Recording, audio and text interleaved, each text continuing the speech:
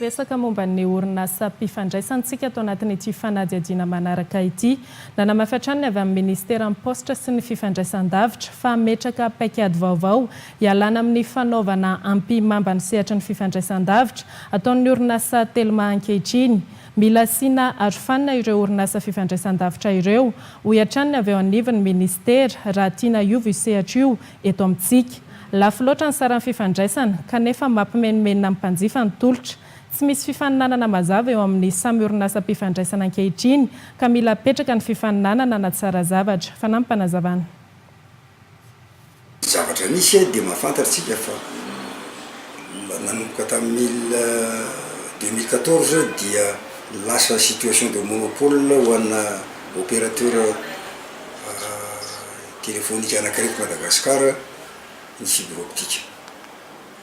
Dikan'izany dia zao izy ny tompo salegy raha atao amin'ny teny français maïs dia hoe c'est lui qui fait la pluie et le beau temps.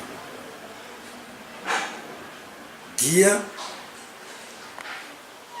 tiany ampakarina ny tarifa miakatra tiany ampidinina dia midiny ary satria situation de monopole izy dia ny fiakarany maromarona koa no fidinany satria tsy misy concurrence dia manatsara zavatra fa kosa tsy concurrence sauvage izy fa cadrena tsara ao anatina fitsipifihezana sy lalàna.